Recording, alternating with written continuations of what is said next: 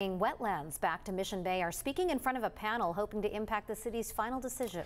For years now, the future of Anza Cove has been up in the air. And earlier this year, the city of San Diego proposed the Anza Natural Plan to bring wetlands back to the area. CBS 8's Jesse Pagan is live at Paradise Point Resort in Mission Bay, where a meeting is just starting. Jesse?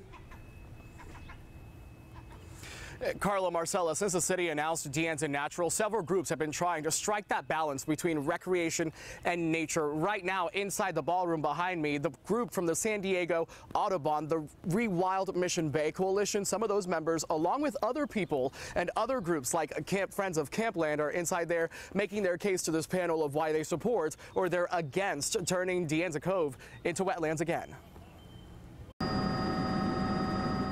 Wetland restoration right here at Anza. We know we need it. We've said it 30 years ago. Andrew Meyer says turning parts of Anza Cove back into its more natural wetland state is not just a want, but a need. The tiny little postage stamp of tidal habitat that we have remaining is 40 acres. It's about 1% of the original habitat that we had here, and it's doing a lot of work for us all the time, cleaning our water and keeping us resilient from sea level rise and storm surges.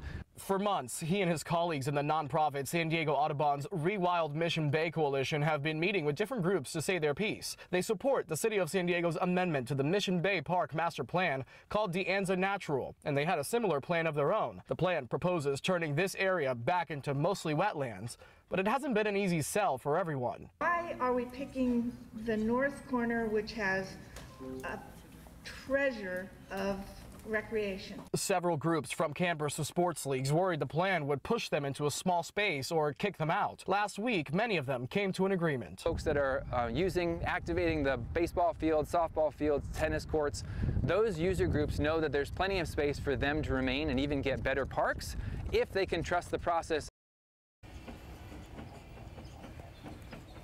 The Anza Ad Hoc Committee that's meeting here tonight will submit a recommendation of sorts to the Mission Bay Park Committee by their next meeting July 11th. In turn, the Mission Bay Park Committee will then submit a recommendation to the city when they do finally take up the Anza Natural project for hearings and votes coming this fall.